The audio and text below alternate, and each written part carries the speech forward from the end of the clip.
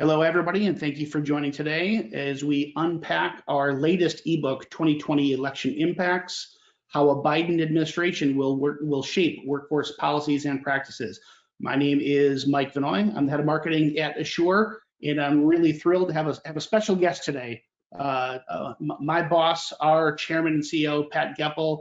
I've known Pat for 20, 25 years. And Pat is more than just someone who spent 30 plus years in the human capital management, the payroll HR space. But I would say a student of the game when it comes to business.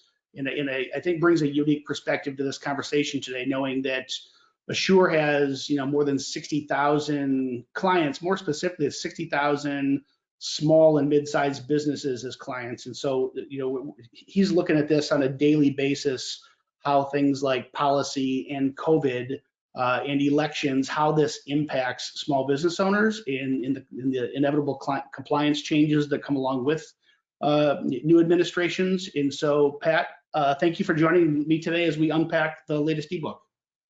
Yeah, Mike, I'm very excited to be with you and a lot of our customers today. So welcome.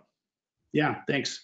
Okay, so if everyone hasn't already done it, I would encourage you to hop out to the website, www.assuresoftware.com/ebook-2020-election-impacts.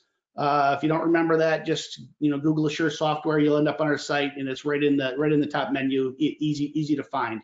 So I would encourage you to grab that, download it. You can follow along as we're talking today. We're going to roughly follow this same ordering of topics, if you will. We're going to talk about COVID-19. We're going to talk in the impact it's going to have on small businesses, healthcare, human capital management issues like minimum wage and overtime and pay equity and job classification, labor relations, compliance, retirement, all these things that are kind of proposals in the Biden administration. In some of the possible impacts that's going to have on small business. The thing I'm going to caveat here, just real quick before we jump into our first topic, is this ebook and this conversation. This is not political commentary. We are not choosing sides. We are not a pro-red or a pro-blue. We're not anti-red, anti-blue. At Assure, we only care about one thing, and that's helping small and mid-sized companies navigate the complex waters of compliance that are inevitable when there are major sea changes like we're going through right now between COVID and an administration change, and to just help you prepare. So whether you love these policies, whether you hate these policies, we just want you to be prepared and to be thinking about changes that are, some of these probably are for sure going to happen, some might not. At this writing, and still I'd say to some degree at this recording, this election is obviously being contested by the current administration. We believe we felt safe publishing this, that it is an inevitability that we are considering this to be a president-elect Biden, though obviously anything can still happen in the courts. So that's caveat number one. Caveat number two is what we're going to be sharing is, and the ebook walks through, I would say, the Biden administration plans in many of these areas. Clearly, these are going to be contested by the Republicans, and the results of these January Senate runoffs is probably going to have a pretty huge impact for the likelihood of these things actually getting implemented. And either way, I think it's important for small business owners to understand the landscape. So with that, let's just jump into our first topic here, Pat. When we talk about COVID-19, I think the punchline story, big impact for 2019 with COVID, we talked a lot about PPP, but before we go there, can you just kind of share your insights on how you think small businesses should be thinking about, maybe not so much masks, maybe put a plug there if you want, but really be thinking about shutdowns. How should they be planning for shutdowns? How do you see this on a daily basis, looking at a business that monitors 60,000 small businesses? Yeah, no, Mike, it's a great question. And I think about perspective. In March of this year, everything was up for grabs. The virus was spreading. It was this silent problem that was affecting the world and maybe somebody else. But then all of a sudden it said, wait a second, this isn't the flu. This is something different. We got to take it seriously and we got to shut down. And people really scrambled.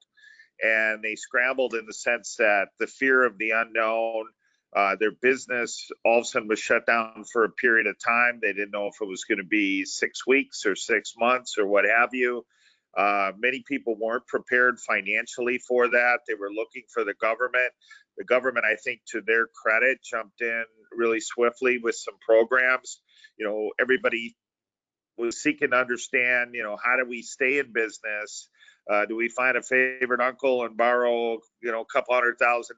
Do we get money from the government? How do we stay alive? Employees were asking questions, how do I, pay the bills, et cetera. So there was so much fear, uncertainty, doubt, how long. I think now this time there's hope of a vaccine, and I think people are seeing that a vaccine can happen, and it's just around the corner. As far as masks or the spreading of the disease, there were so many unknowns at the time. Could you get it on a surface? Are you getting it airborne? How does the disease spread? So now I think there's a known, right? And in the previous, in March, April, May, there was the fear of the unknown. I think companies are very resilient. Business owners, entrepreneurs are resilient. They know how to deal with this now. They're frustrated, but by the same token, they know how to deal with it. They're operating at 25 or 50% efficiency. They've fixed their supply chains.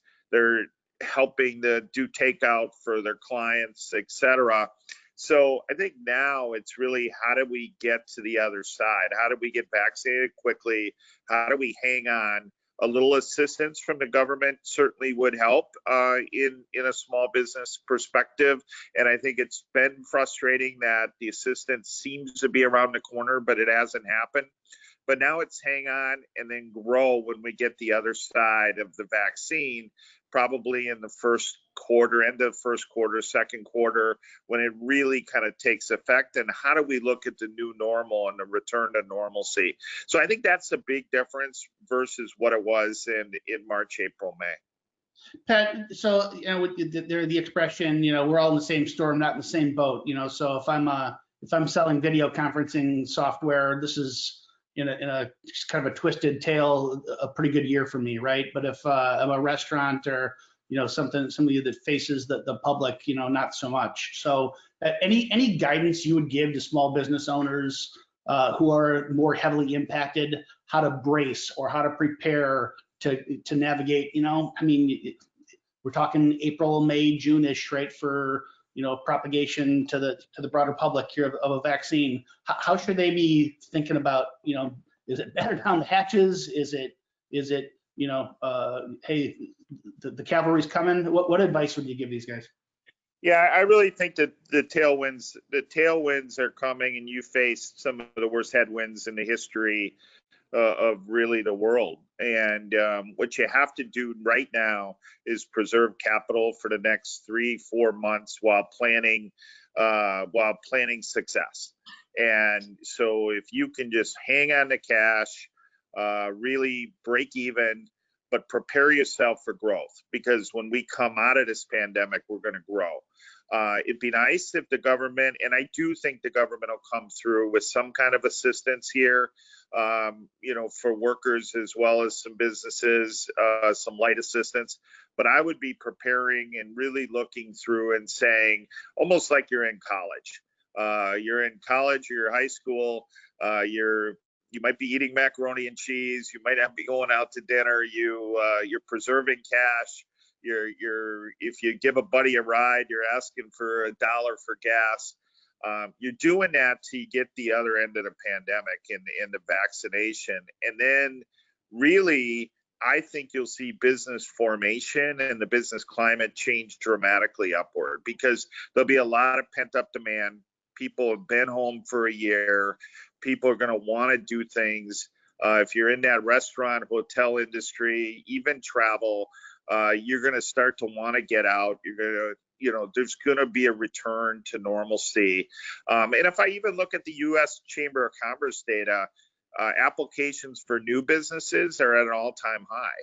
And that doesn't mean they're open for business yet, but people are thinking about filling the void that's been left with the pandemic and filling the void in industries that have been crushed, because they know as they get to the other side, there's going to be tremendous business opportunities. So for me, if you're a small business owner, think 3 to 5 years ahead.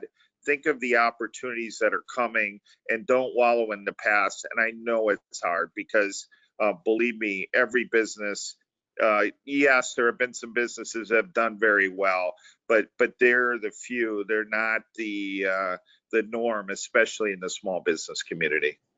Yeah, thanks. And I'll probably invite you back. We'll have another conversation in the next couple of months. It's going to be really interesting to see with all these new applications for federal ID numbers that don't yet have corresponding, revenue generating businesses tied to them. What that's going to really look like as we enter kind of a post-COVID era of entrepreneurship. All right, let's move to our next topic, healthcare. So healthcare costs in a lot of ways, not a lot of ways, healthcare costs and really we're down in a weird way with 2020, right? Because you couldn't go to the doctor for anything that wasn't essential for very long periods of time. So people had non-essential services that were kind of put on hold and delayed. What are you seeing when you talk to carriers in expectation around what healthcare costs are going to look like in 2021? Specifically, the reopening kind of combined with a pent-up demand, if you will. No, I think it's a good question. I think if you take a step back and with the Biden administration coming in and really just in general, if you think about, I think everybody's been frustrated with healthcare. The public option was born, with the Obama administration, but really it was a result of pre-existing conditions, people not being covered with health insurance, employers that were not as paternalistic as they were in the 50s or the 60s. It wasn't a healthcare for life situation. And really, if I think about it on a broader scale, Americans need a safety net at some point in time, and especially with the pandemic. And I do think the pandemic's going to be kind of that burning bridge or that event that makes some of these advances happen. And to me, with public health care, I think you're going to see a strengthening of public health care. I think there's going to be an absolute assault on prescription drugs. The costs of prescription drugs have gotten way too high and not affordable.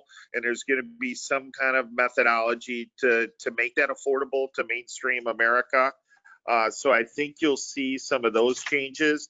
As far as costs of healthcare, I think there's going to be pressure, but I do think lawmakers are zeroing in on how does healthcare not go up over the price of inflation. And so there will be, obviously the cost sharing and some of the high deductible plans will continue to be important in order to bring down costs and to have people spend healthcare like it's their own money and be judicious about what kind of healthcare you get.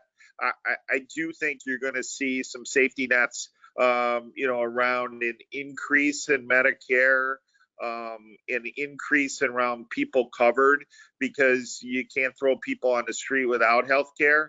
That's not who we are as Americans.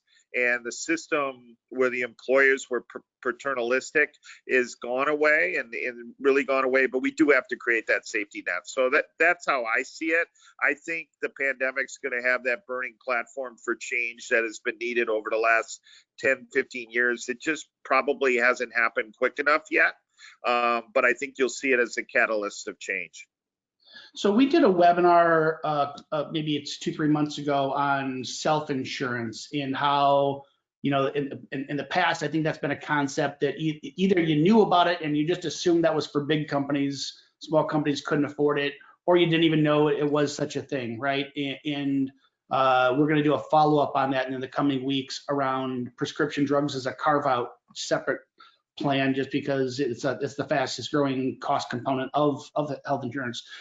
So I know Assure is self-insured. Pat, any advice you'd give to entrepreneurs as they think about, you know, the tools and mechanisms they really do have at their disposal for risk management around being self-insured versus, you know, just, hey, I mean, it's binary. Either they're in the open market, or I provide them an expensive plan.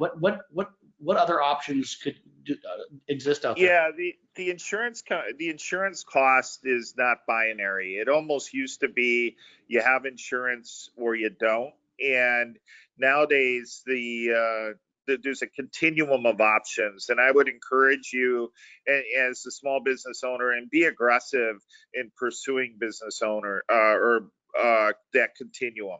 And self-insurance, very similar to, you know, buying auto insurance or home insurance. You know, what's the first thing you do to keep costs down? You know, you raise your deductibles, and self-insurance really is that continuum of raising the deductible. At Assure, you know, we pay claims, you know, now under $100,000, and then, you know, really we're insured after that.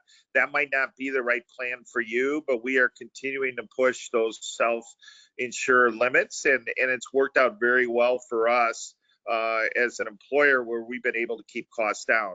By the same token, we've offered and been very aggressive in HSAs and healthcare savings, so employees can save for future healthcare expenses. And then high deductible plans.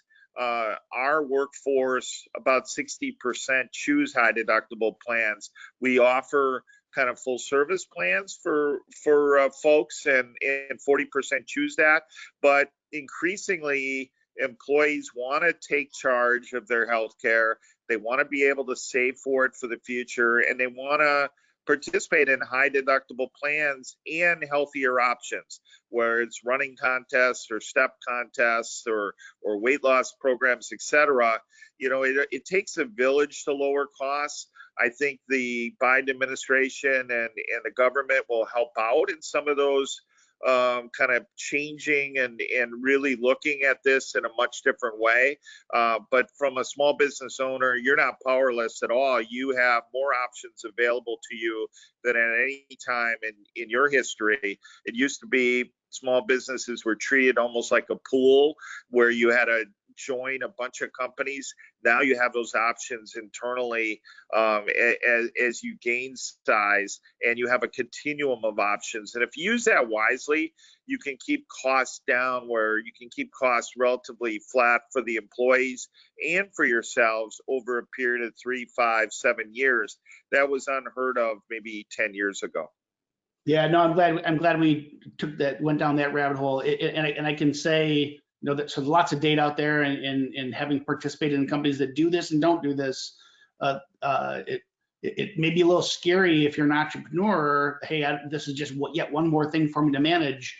But when the employer and employee are in the same camp together trying to drive down cost, it doesn't feel like it's a spreadsheet exercise. It feels like we're trying to be healthy, right? We're trying to avoid heart attacks. We're trying to avoid diabetes. We're trying to avoid, you know, what ends up being big claims. That's the spreadsheet end of it.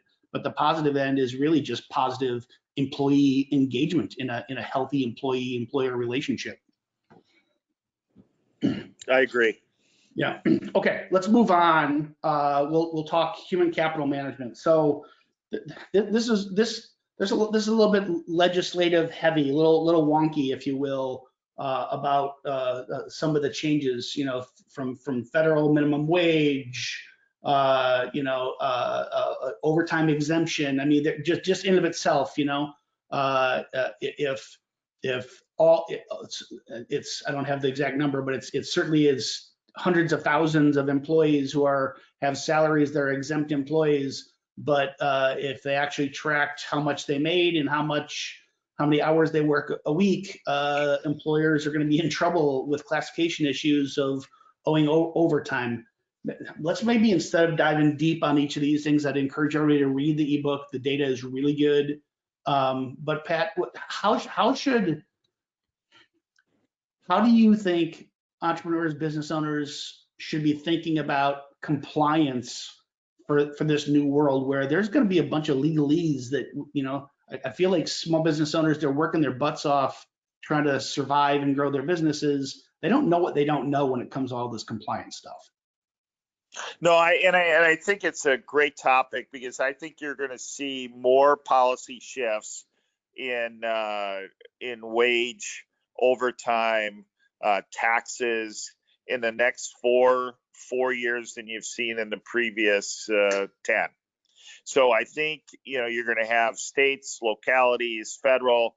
They're all going to up the minimum wage, and there's $15 was unheard of 2 or 3 years ago, and it's already not enough in cities like Seattle, et cetera. So you're going to see this concept of a living wage, a safety net, if you will, and you're going to see it being proposed by federal, state, localities.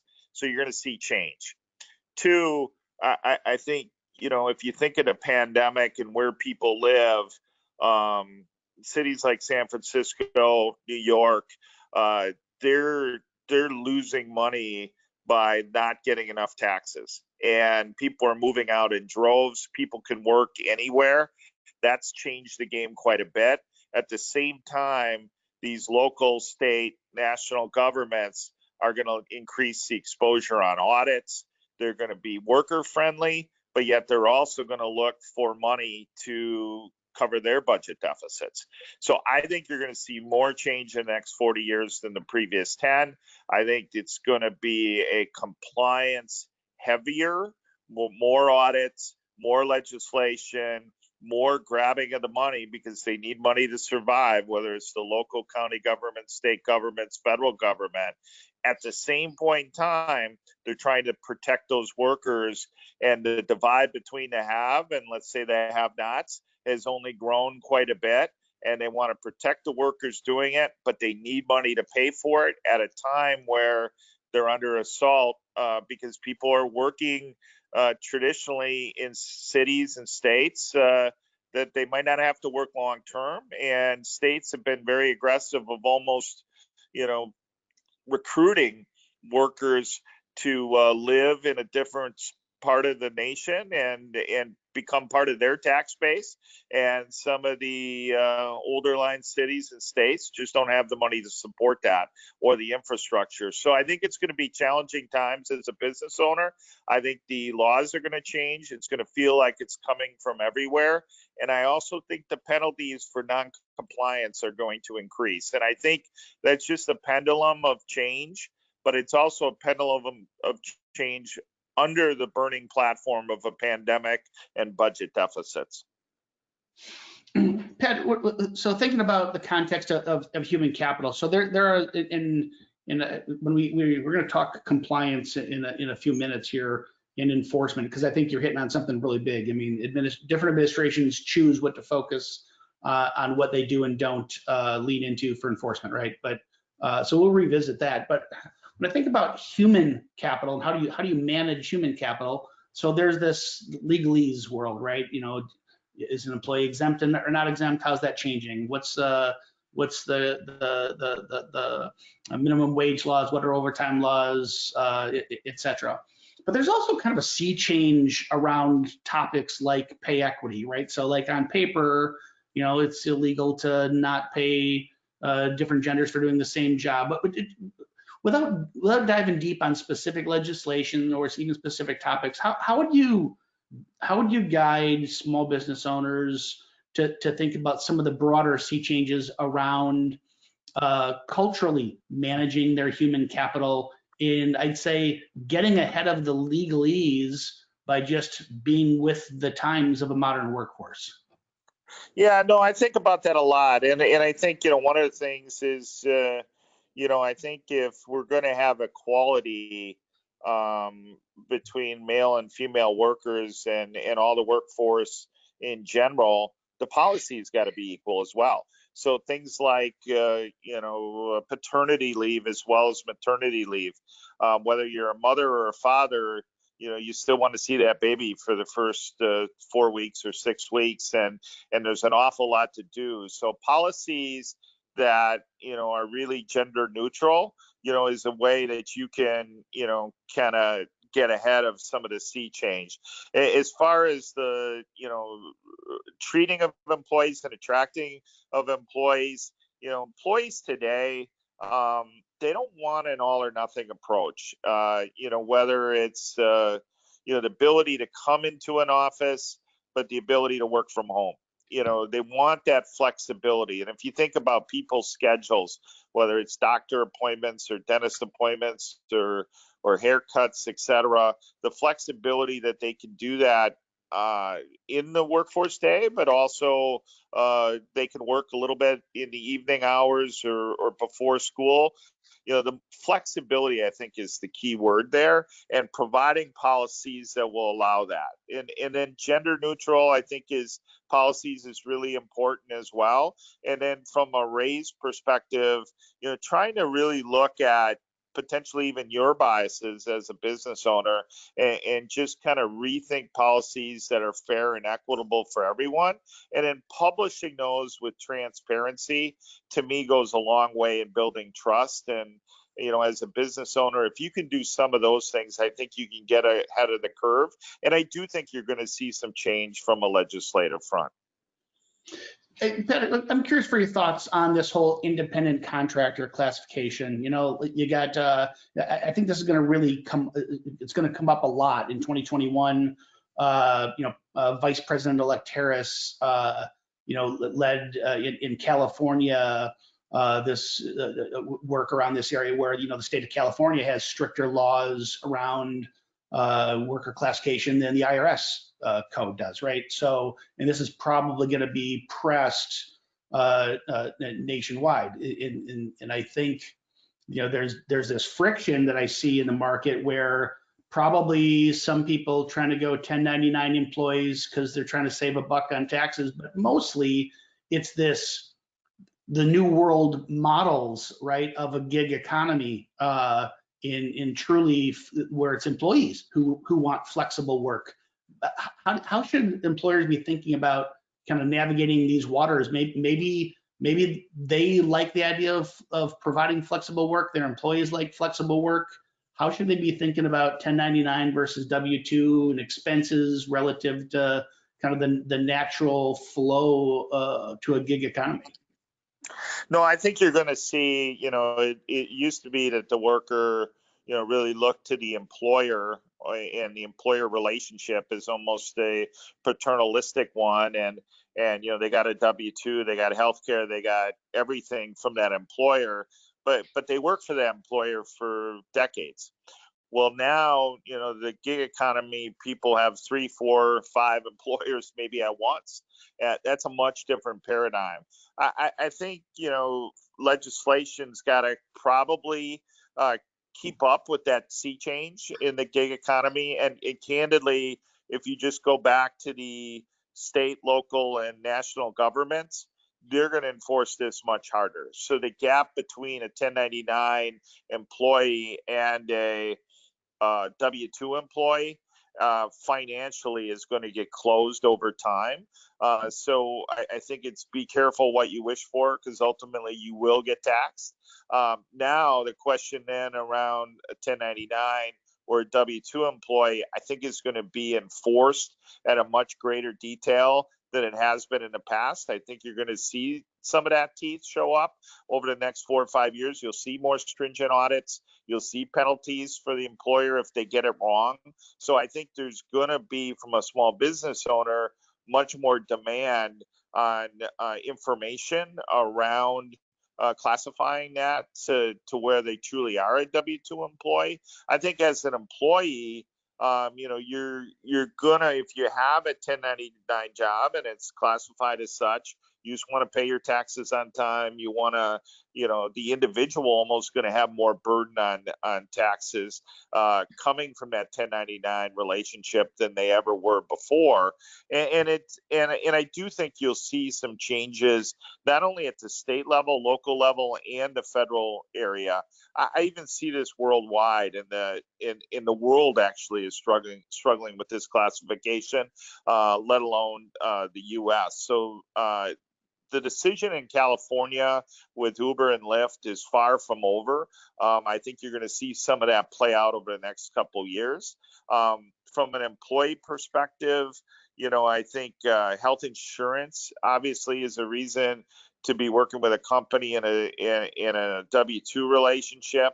The access to healthcare as it goes more and more individual will help break that down. But the government's going to want to get their money from the individual workers at some point in time.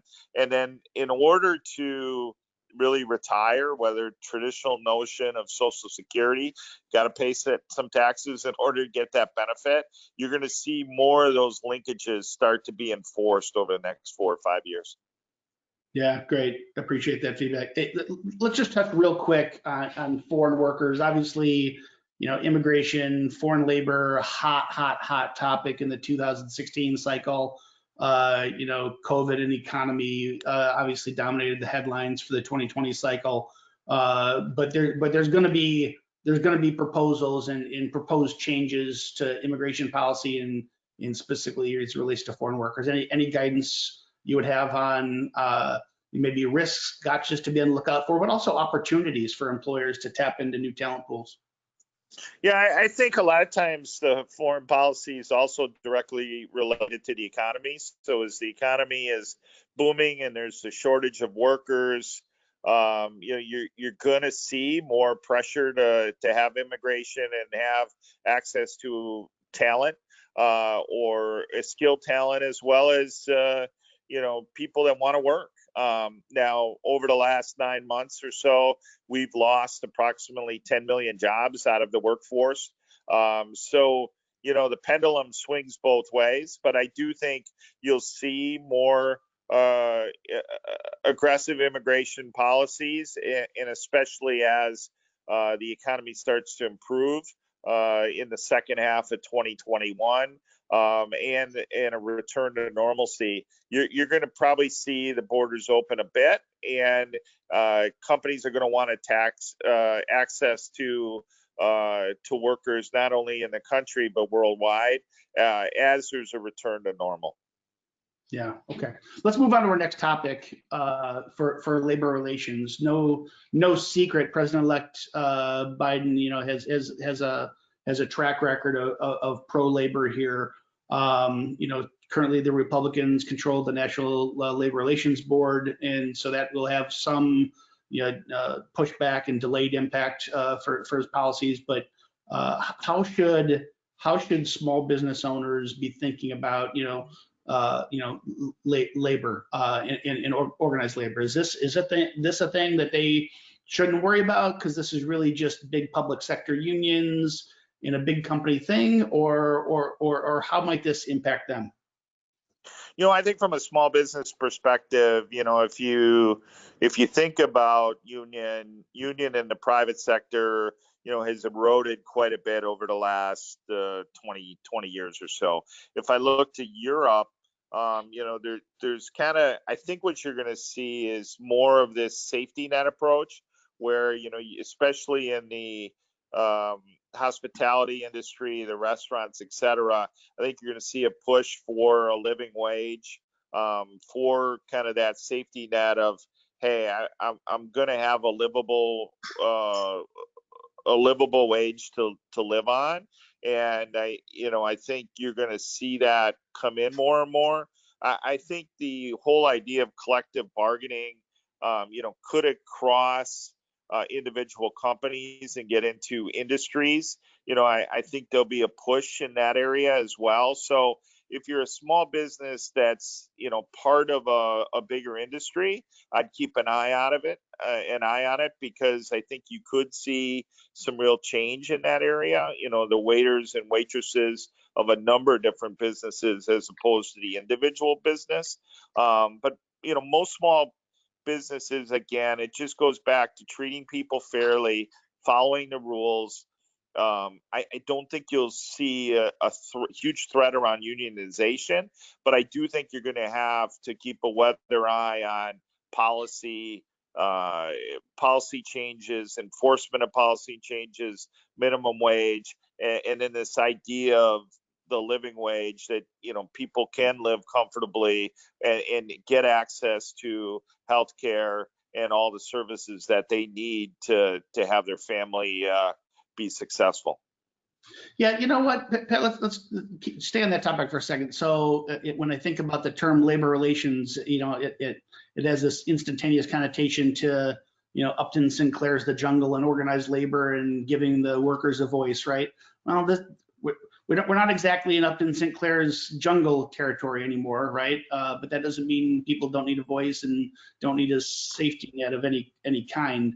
So forget the legalese part of it. How should employers be thinking about, you mentioned just kind of treating your employees with respect in making it a partnership with them. How does a small business owner think about that when they're like, oh my gosh, I can't afford $15 an hour because I'm a service business, and how do I quote unquote do the right thing for my employees and still stay afloat? What advice do you have there? Yeah, I think really engaging the employees on, in kind of opening up financially, that, how should it work if, if we talked about a $15 an hour, for example, and they're getting paid 10, how can we be more efficient so we can get ahead of this and do it, get their buy-in, and ask them, right? Employees sometimes are the best source of information on how to run a business more effectively. Sometimes, as a business owner, you might have multiple locations, you might have multiple things that you're focused on, but they're there every day and they know how to be more efficient. They know how to grow the business. They know how to be successful. And if you bring them in as more of a partner, the best ideas sometimes come closest to the transaction, and there's nobody closer to the transaction than your employees. And I think if you engage in those conversations and make them part of the solution, as opposed to viewing it as part of a problem, I think that's where you find some breakthrough results for both you and the employees. No, I love that. I think about it's kind of a formula, right? How do you avoid healthcare costs? Well, you be healthy. How do you avoid an adversarial relationship between management and labor? Well, you treat your employees with respect and include them in the process, right? So that's great. Okay, let's move on to compliance. And here I do want to talk a little about what is probably going to be a shift in enforcement, right? So DEI training, that's diversity, equity, and inclusion. There's Trump signed executive orders changing what was and was not, more specifically, required for federal training programs, EEO reporting. I think we have good content. I'd encourage everybody to read it in the ebook. I think looking for more your thoughts, Pat, on this heightened enforcement and the penalties. You've touched on this a few times, but this is so it's not just diversity in EEO. It is all of the pending legislation. Regrettably, ignorance of the law is no excuse, right? And there's going to be a lot of change in compliance. How should entrepreneurs be thinking about how the heck they're going to stay compliant, and what some of the impacts are going to be if you're not? No, and I think you're going to see brighter lines. I think you're going to see more enforcement. And I also think you're going to see a dusting off of policies. If I think back to workmen's compensation and OSHA, for example, there was pendulums where, roofing industries were probably not paying enough in workmen's comp, and there were accidents that were happening, and the OSHA rules started to get enforced, and then they kind of started to, kind of loosen up and maybe not get covered as much. And now I think you're going to see a return to that. You're going to have worker safety, a good environment for employees to work, both at the location, but have the flexibility to work at home, and to do that effectively. From a pay data reporting, I think you're going to see EEO, and you already see it in society, kind of this gender neutral, everybody gets treated fairly, and it's probably long overdue. And there's been some biases that people come in with it, but it's here to stay, and I don't think it's something that's going to go away. I think legislation is going to get tighter and tighter in this area, and from an enforcement perspective, over the last maybe 12 years, what I think the government was realizing was, it was less and less enforcement, but then all of a sudden it was less and less dollars. And, when you look at $1 trillion deficits, and we're adding to that every day, at some point, the worm's got to turn, and what you're going to see is just much more enforcement in these areas. And as a sure, when we think of helping small businesses, we really are looking at some of the EEO and OSHA and some of the mechanisms that we believe will be part of the trend over the next 4, 8, 12 years. All right, great. Last topic I want to talk about with you today, Pat, is retirement. And again, there's some pretty policy wonky stuff in here. Again, encourage everyone to read the ebook and get the details on impacts for 401k tax benefits, increased payroll taxes, Medicare eligibility, etc. Feel free to comment on that if you like. But I think I'm more interested in your thoughts on a couple of things. Where do you see on the continuum small business owners and entrepreneurs? Again, a lot of these things in the past have always been kind of big company things. Don't apply to me as the small entrepreneur. Let's start there for where you think, where should a CEO start thinking about these things as truly benefits that help attract talent, retain talent, and keep employees engaged, versus it's simply a spreadsheet exercise, whether you can afford it or not. Yeah, I think from a society perspective, though, if you take a step back, when Social Security came out, there was 128 workers per every employee. And now here in the upcoming years, there's going to be 2 workers for every employee. I'm going to choose LeBron James and Jeff Bezos as my 2 workers. So I think I'll be fine in retirement. But what you're seeing is there's not enough retirement dollars. 401k was really created to be a supplemental benefit retirement strategy. Well, now all of a sudden it's the primary vehicle.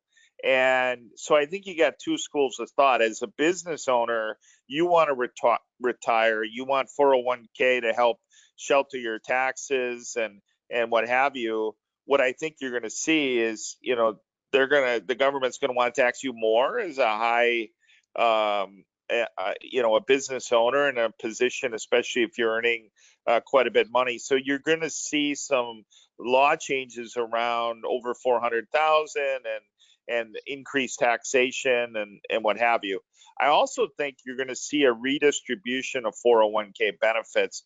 If you're somebody making $15 an hour and you're 22 years old, you're really not paying that much tax in a 401k, and that's why the Roth kind of IRA was created a little bit, where you really pay in, or your tax deductible is at a really small percentage, but when you cash out 30 years, 40 years later, you might be paying a very high percentage in taxes. So I think you're going to see a real emphasis that the employees, especially ones that are making, let's say, under 40,000, are going to be able to have higher deductible 401ks, because it'll be, as the Biden proposal or the Biden camp is, everybody gets the same deductibility. So in effect, the lower wage folks will get raises. So it'll make the 401k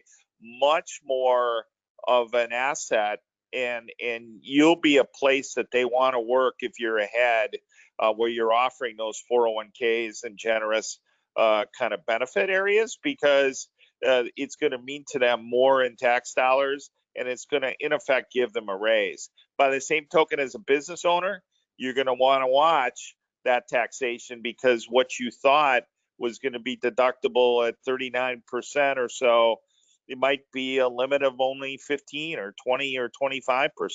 So, you're going to see money come out of your pocket. You're going to see it go into the lower income people. By the same token, if you embrace that policy, you're going to be able to recruit talent that way, really by presenting what's in it for them. And then again, this concept of being able to live at an okay wage, and ultimately being able to retire at an okay wage, is really what the Biden folks are really promoting. And we'll see if that gets through Congress and gets through with the election.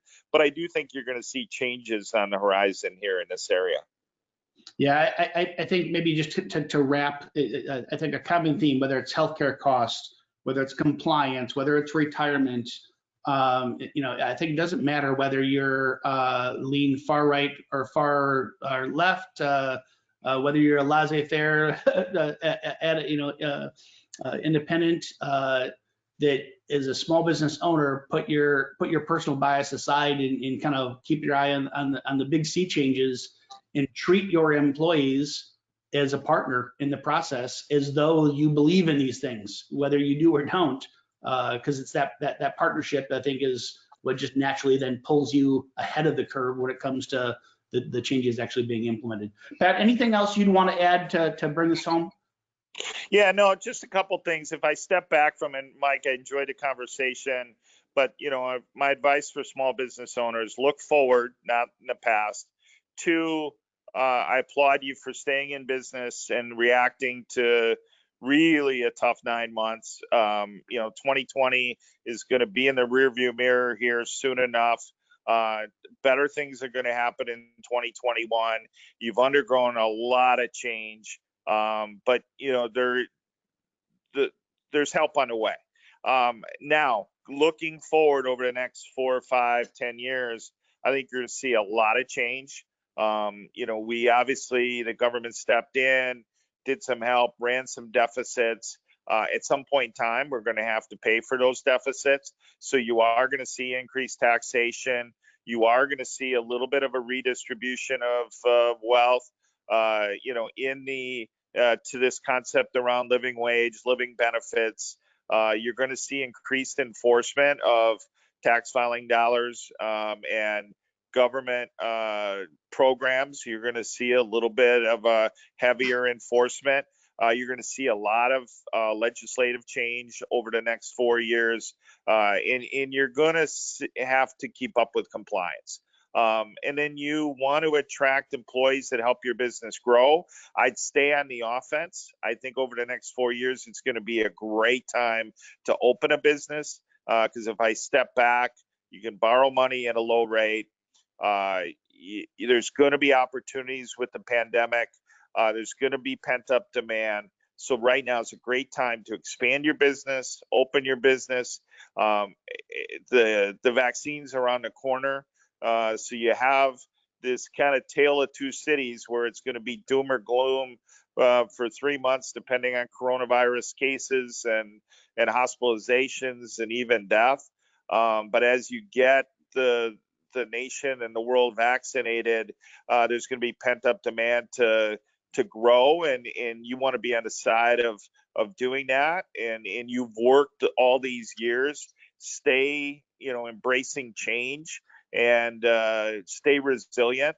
And I think you're going to have the opportunity to really grow over the next few years. And Assure Software, we want to be there with you along the way, and we want to grow with you. And really, as a small business ourselves, we're walking a mile in your shoes, and we're just honored to be shoulder to shoulder and want to help you in any way we can. So, Mike, thank you for your time today, and the small business owners out there, we really appreciate your time. Pat, thank you so much for joining, and thanks to everyone else for joining today. I think Pat said it well. Not a whole lot left for me to conclude there. At Assure, we help drive out the complexity of HR, whether that's taxation, HR laws, or the HR payroll tech stack. We help you allocate your capital so you're saving those dollars to invest in growth, and then ultimately help you build a great team that gets behind your vision and grow the business. So thanks to everybody, thanks to Pat, and we wish you the very best. Look forward to talking to you at our next weekly webinar. Thank you.